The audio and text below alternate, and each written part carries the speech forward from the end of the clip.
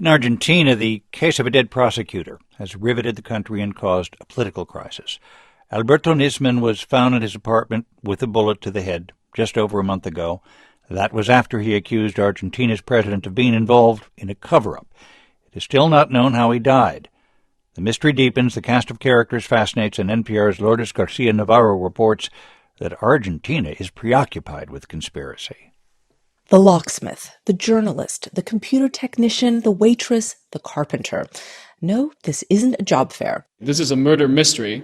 Every single day, we discover there's a new development that could potentially change the entire case. And one of the strangest parts, these developments or plot twists, says journalist Adrian Bono, come in the form of people. A lot of people have been discussing this on social media, how there are these particular characters that show up and they grab our attention for a few days and then they disappear. So bear with me here while I give you the background to a very complicated case. Alberto Nisman was a famous prosecutor in Argentina. He was investigating the country's worst ever terror attack, a bombing of a Jewish community center in 1994. He'd built a case showing that Iran masterminded the attack. He then accused the government of Argentina, the president, and some of her ministers of being involved in a cover-up because they wanted to cement an oil for grain deal with the Islamic Republic. Needless to say, the charges were explosive. And when he was found with a bullet to the head, many in Argentina believed it was murder. The entire investigation is played out in the public realm, starting in the first few days after Nisman's death, when a humble locksmith was called in to testify, and he was swarmed by reporters. He'd been brought in by Nisman's mother to open the door to her son's apartment when he didn't respond to phone calls. The next figure to gain a brief notoriety was the journalist Damien Patcher. He broke the news of Nisman's death on Twitter, and then suddenly he told everyone, again through the media, that he was being followed and his life was in danger, and he fled the country to Israel.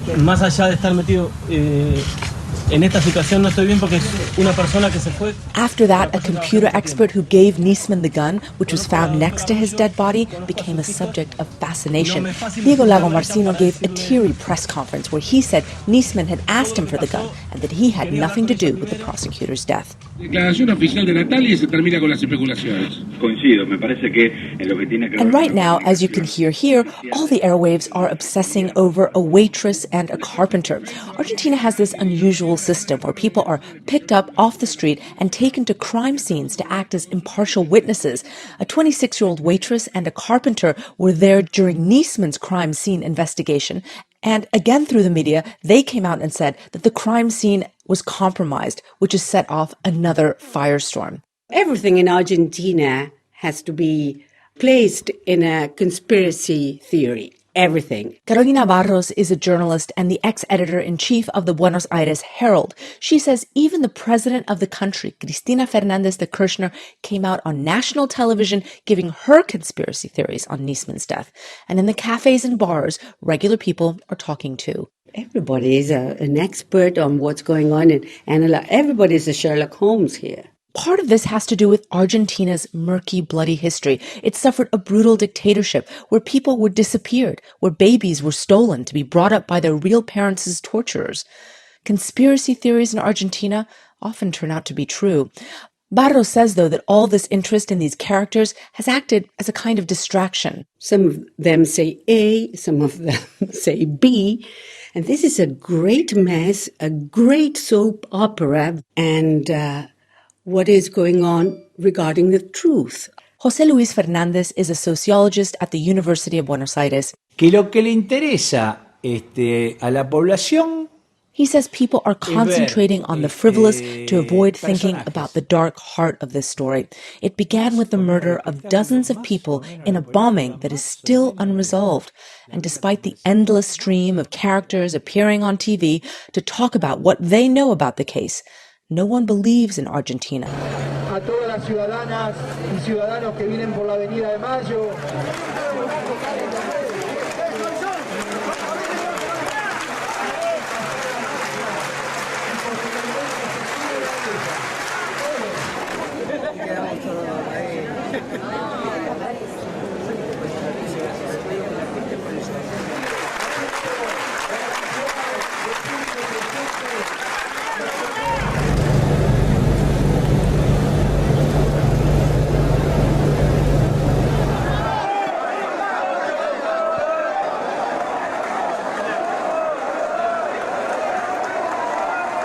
habría que estar, me parece que todos teníamos que estar.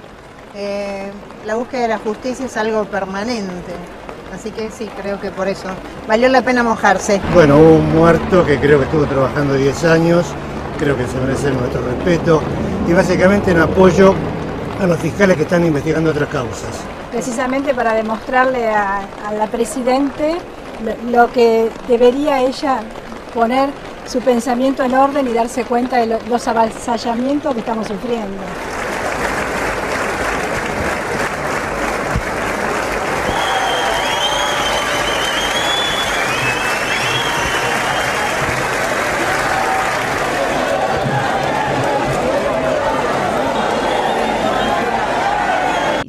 Luis Moreno-Ocampo is a former prosecutor in Argentina. He would become the first chief prosecutor of the International Criminal Court at The Hague. He's now a lawyer and professor in the U.S. at Yale and Harvard. And Luis, you were there in the 1970s and 80s, a terrible time. Yes, but then we really established a new model where Argentina had difficult problems, hyperinflation, corruption, but no more killings. And that's why 30 years after we recovered democracy, killing the prosecutor who was denouncing the president of the country was a shock. Well, let's explain. Nisman was trying to indict President Cristina Fernandez and the country's foreign minister, Hector Timerman, for covering up Iran's involvement in the 1994 bombing of a Jewish center. 85 people were killed, hundreds were injured.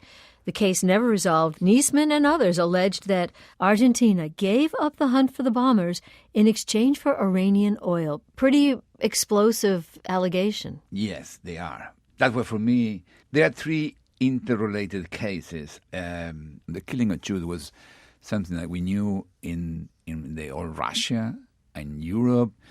Now, that's what's happening in Argentina through probably long distance. So there were two bombs, one in 1992 in the Israel embassy, killing 25 persons, and 2 years later, a bigger bomb in a Jewish community building, killing more than 85 and wounded hundreds.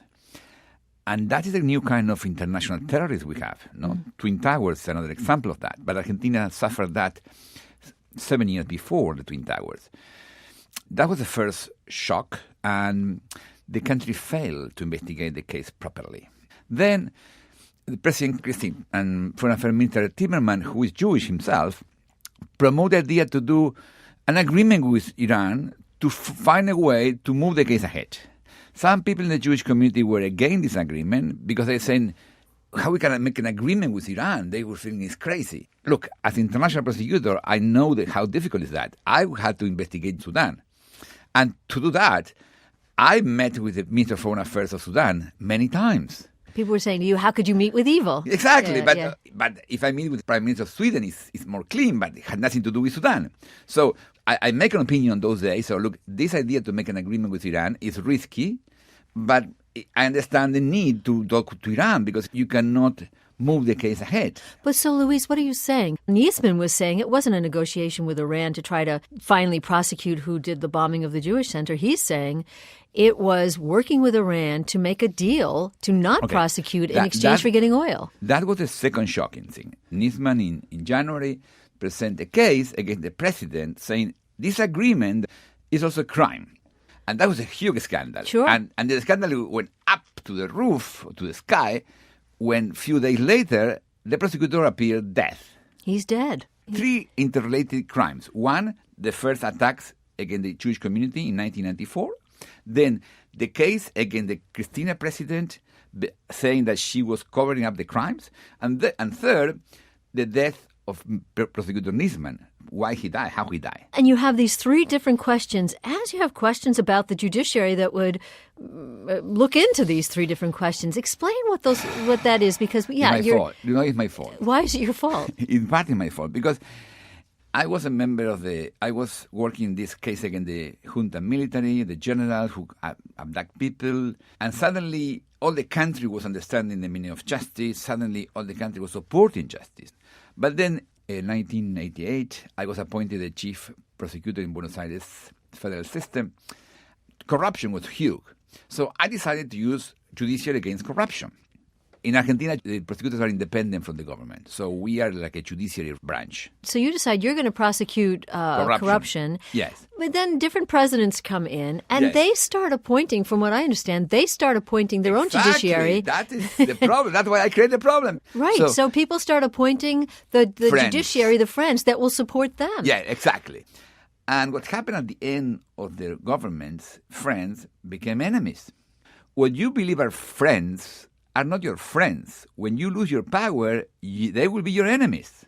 People in the government believe, because they are ending the term of Cristina, some of the judges are now attacking them to play in the hands of the political opposition. So as President Cristina is getting ready to exit because her term is coming Yes. up, those that were her friends are now perhaps going to turn on her, anticipating there will be another president coming in, and they want to be the friend of that president. Yes. Plus you have judiciary that weren't friends with her to begin with. You have all these appointees. Exactly. It's a mix because there are also good people there. In any case, that's the perception of people in some people in the Cristina government, that this is a political operation run by some opposition parties.